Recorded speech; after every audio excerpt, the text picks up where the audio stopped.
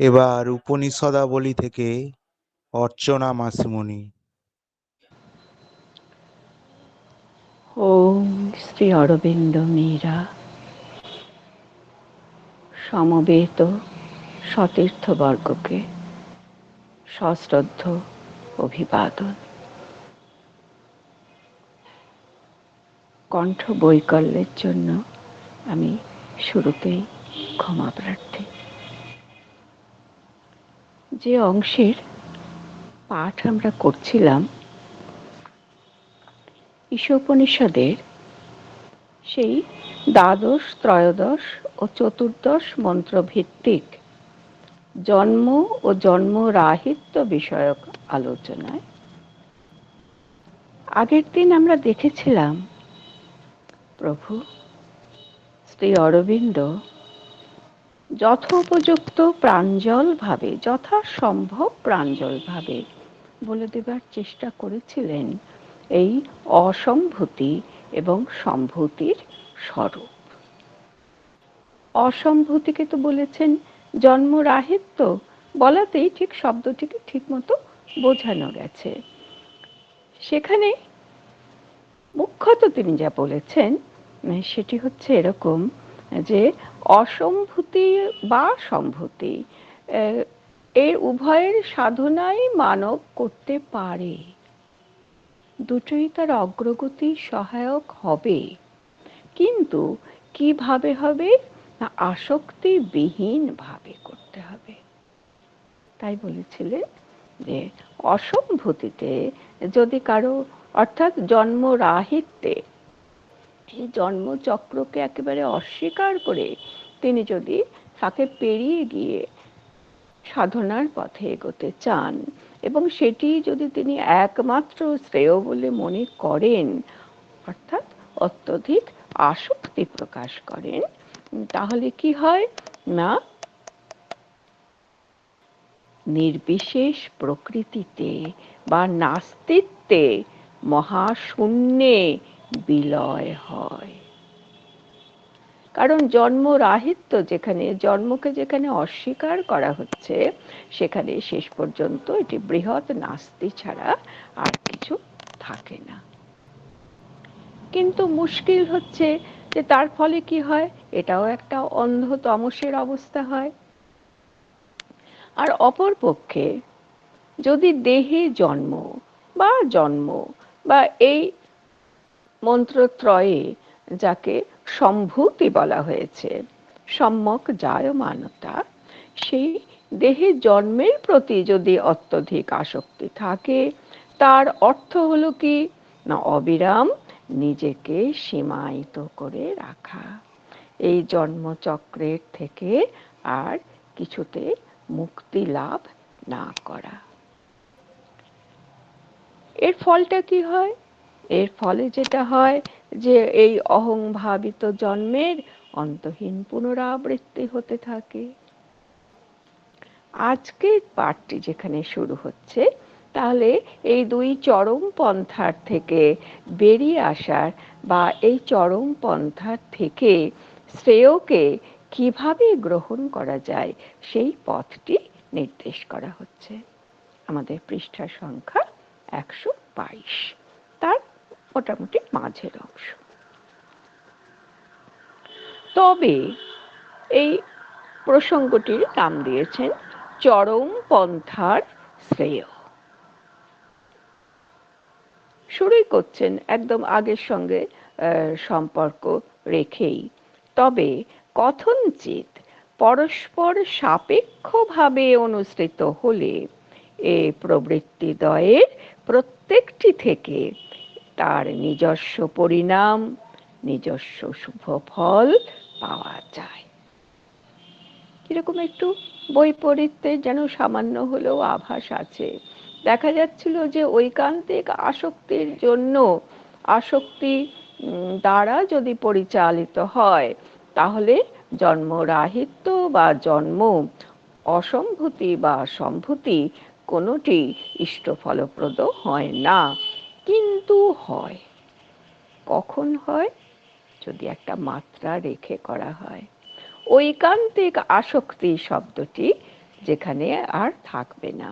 ঐকান্তিক আসক্তির থেকে সাধকের যেখানে মুক্তি হবে, অথচ তার সম্ভূতি এবং অসম্ভূতি উভয়ের সাধনায় থাকবে।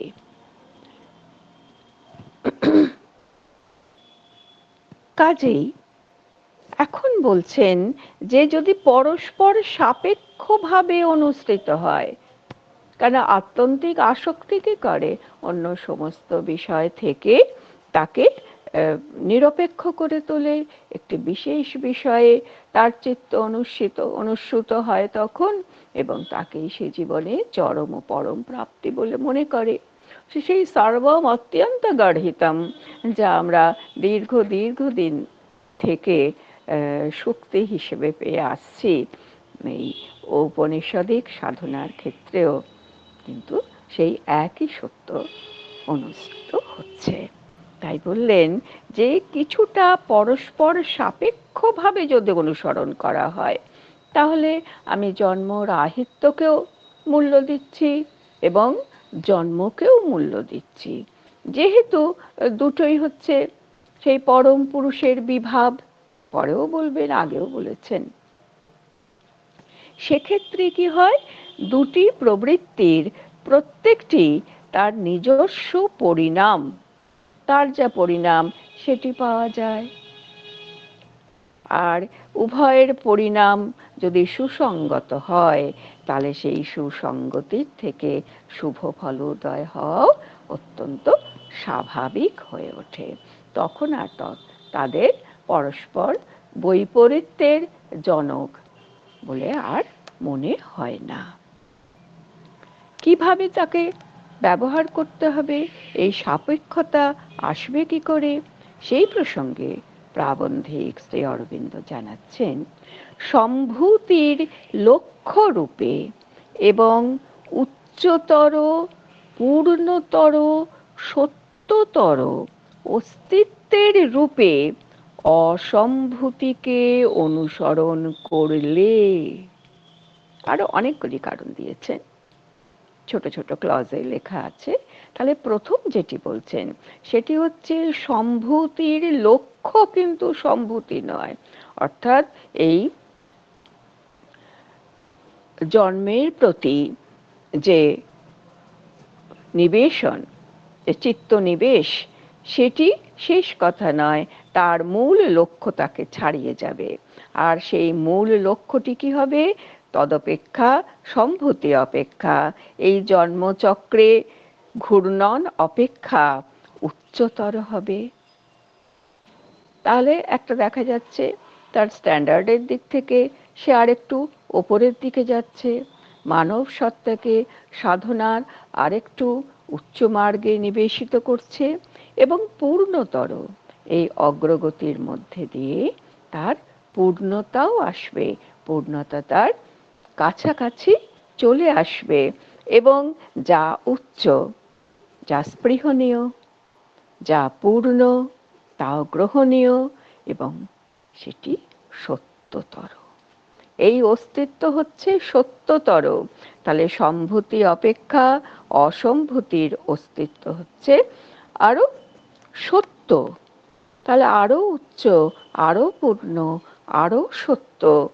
যেহেতু তার অস্তিত্ব, এর ফলে সেই অসম্ভূতিকে যদি গ্রহণ করা হয়, কিভাবে, সম্ভূতি নিরপেক্ষভাবে নয়, সম্ভূতির লক্ষ্য রূপে যদি স্থির করা হয়, সম্ভূতির সোপানেই ঊর্ধ্বে ওঠার সুযোগ পেলে ঊর্ধ্বে ওঠা। একটু বিশেষভাবে অনুরোধ করছি। ধন্যবাদ, প্রণাম রুমাদি।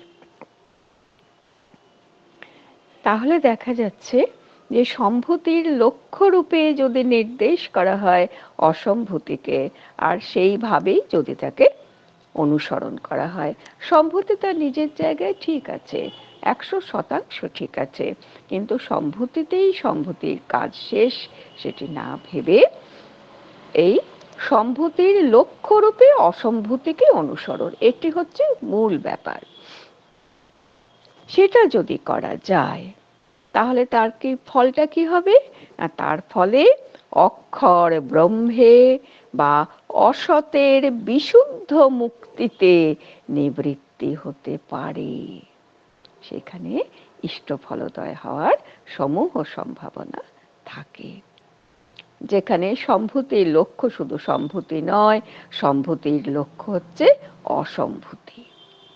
আর অসম্ভূতিকে অনুসরণ করার কারণই হবে নিজের লক্ষ্যের দিকে অগ্রসর হওয়া।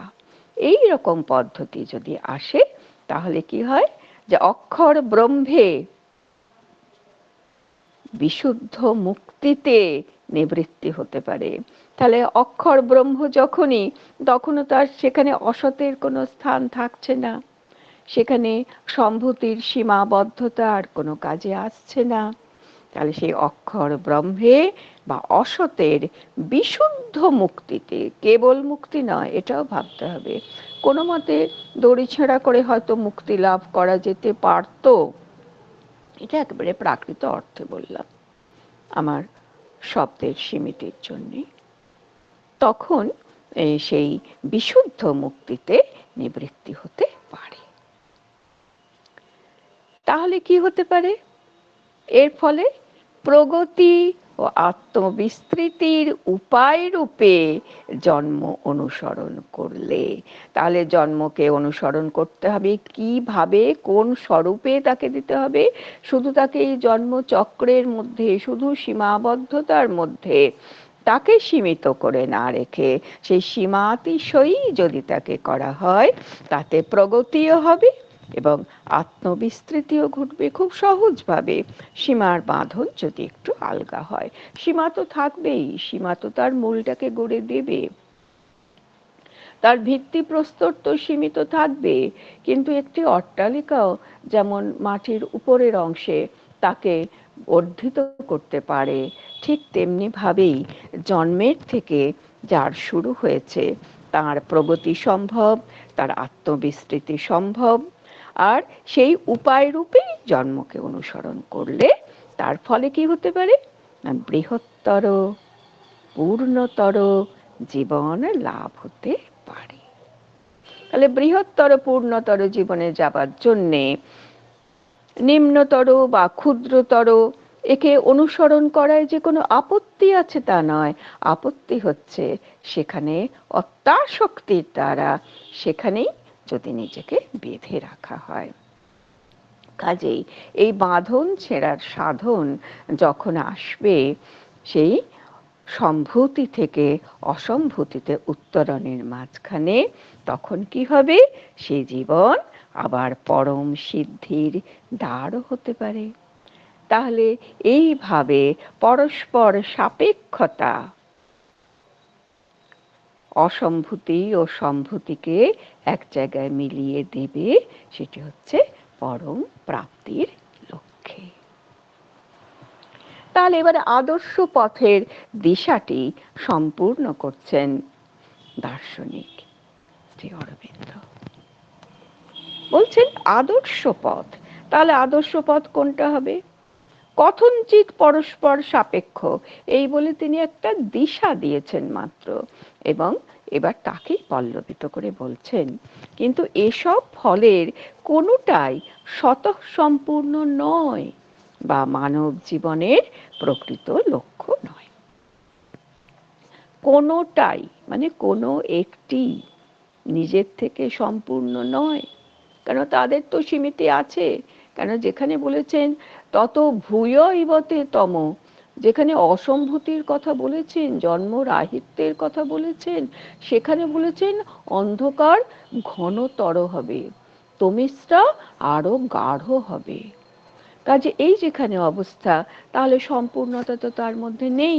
কাজেই বলছেন যে কোনোটি স্বতঃসম্পূর্ণ নয় বা মানব জীবনের প্রকৃত লক্ষ্য নয়। কেন যা কিছু বলা হচ্ছে সব তো মানব জীবনের সাধনার নিরীক্ষেই বলা হচ্ছে, মানবের কথাই বলা হচ্ছে।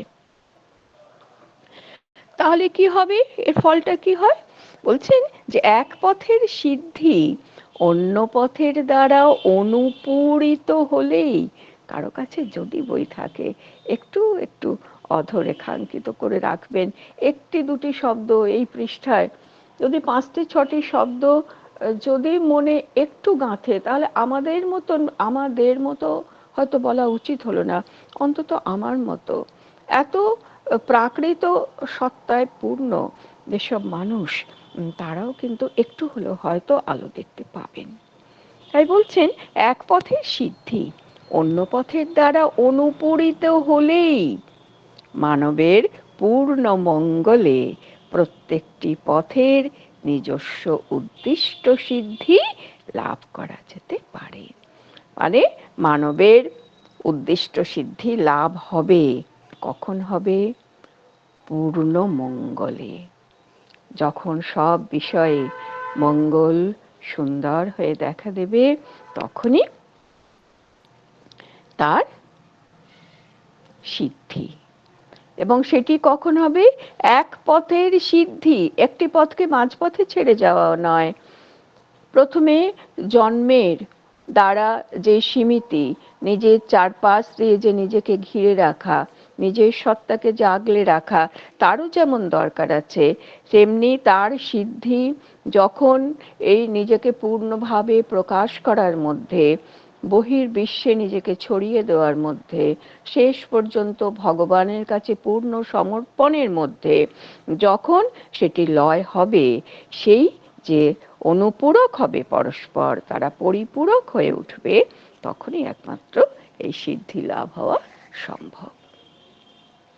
এর কারণ আছে, দুটি একসঙ্গে যদি না মেলে তাহলে তো ইষ্ট সিদ্ধি হতেই পারে না, কারণ মূলেই তো গোলমাল হয়ে থাকবে।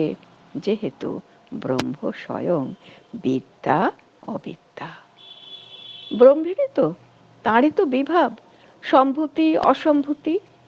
প্রথমে বিদ্যা অবিদ্যার কথা বলা হয়েছে, জ্ঞান অজ্ঞান ভেদে তার ব্যাখ্যা করা হয়েছে, তারপরে সম্ভূতি অসম্ভূতির কথা বলা হয়েছে, জন্ম জন্ম রাহিত্য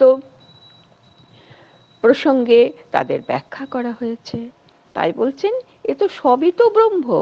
কাজেই ব্রহ্ম যদি বিদ্যাও হন অবিদ্যাও হন, যদি তিনি সম্ভূতি এবং অসম্ভূতি এই দুটি যখন তাতে সঙ্গত হয়ে রয়েছে, তাহলে কি হবে না, পরমাত্মাতে অজর, পরমাত্মাকে অজরূপে উপলব্ধি এবং জন্ম মৃত্যুর ওপারে অনন্ত সর্বাতিশায়ী অস্তিত্বে আত্মপ্রতিষ্ঠা, সম্ভূতিতে মুক্ত ও দিব্য জীবনের জন্য অবশ্য প্রয়োজন।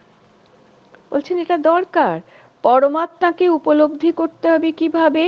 অজরূপে।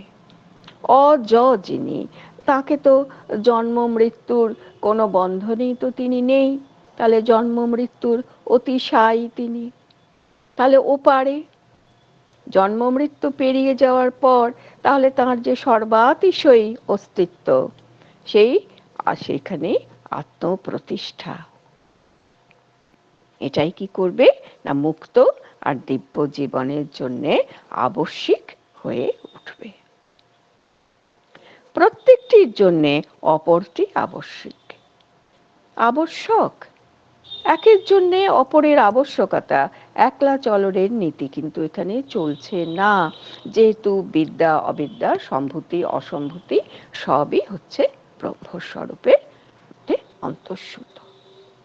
অক্ষর ব্রহ্মের বিশুদ্ধ অদ্বয়ত্বের ভাগী হয়েই জীব সংসার প্রবাহে নিমজ্জনের হাত থেকে উদ্ধার পায়।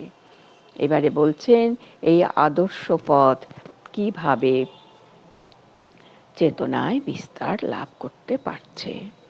এই অক্ষর ব্রহ্মের যে বিশুদ্ধ অদ্বয়ত্ব, তিনি তো অদ্বয়, তিনি যেমন অজ ছিলেন তেমনি যার মধ্যে জন্ম মৃত্যু সবই আছে, আবার তিনি অদ্বয়, তার মধ্যে বিদ্যা অবিদ্যা অসম্ভূতি সম্ভূতি সবাই এসে মিলেছে। সেই তার বিশুদ্ধ অদ্বয়ত্বের ভাগী হয়ে জীব কি করে না, সংসার প্রবাহে নিমজ্জনের থেকে নিস্তার পায়। তা না হলে তো সেই জন্মচক্রেই তাকে থাকতে হতো, অবিরাম পুনর্জন্মের মধ্যে দিয়ে তার আর কর্মক্ষয় হওয়া বা উত্তরণের, যথার্থ উত্তরণের আর কোনো উপায় থাকতো না। এই মুক্তি পেলে সে ঈশ্বরের সঙ্গে একাত্ম হয়। তার কাছে সম্ভূতি অসম্ভূতি নিজের অস্তিত্বের দুই বিভাব মাত্র।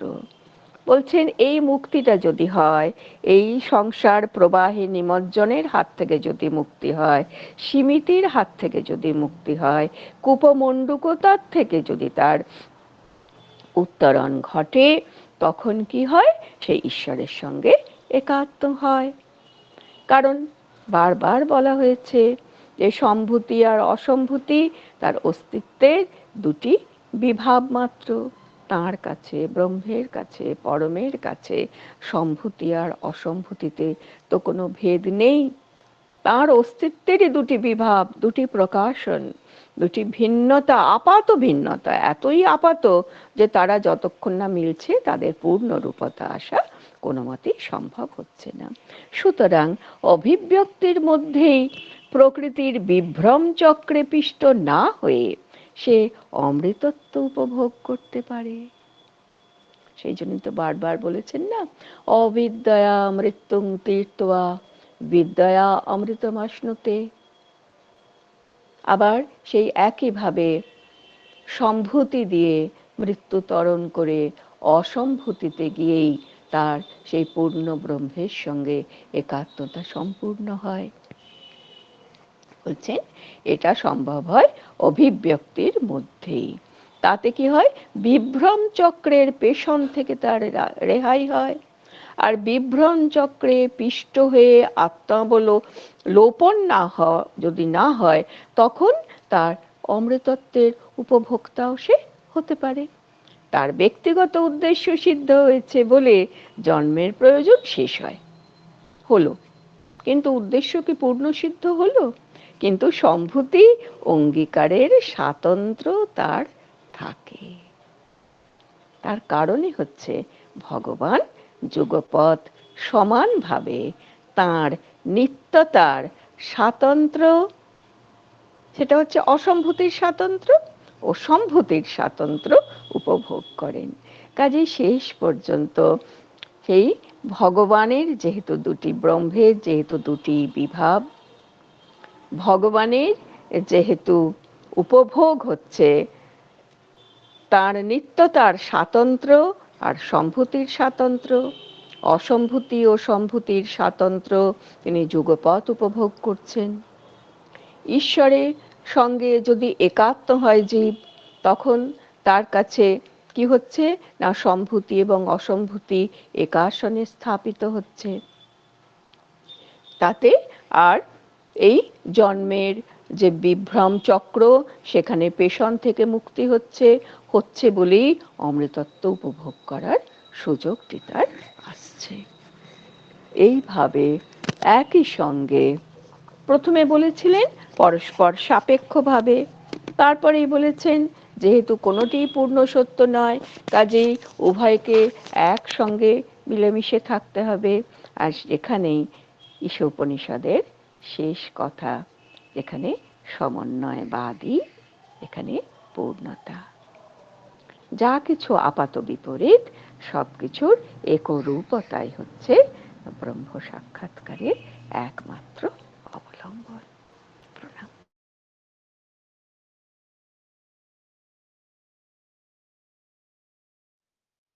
আমাদের সময় প্রায় শেষ, 9টা বেজে গেছে। মা ও প্রভুকে প্রণাম জানাই, ধন্যবাদ জানাই যারা এই পাঠচক্রে অংশগ্রহণ করলেন। প্রত্যেককে অসংখ্য ধন্যবাদ এবং শুভরাত্রি জানিয়ে, মা ও প্রভুকে প্রণাম জানিয়ে আজকে আমাদের পাঠচক্রের এখানেই বিরতি টানছি। জয় মা, জয় শ্রী অরবিন্দ।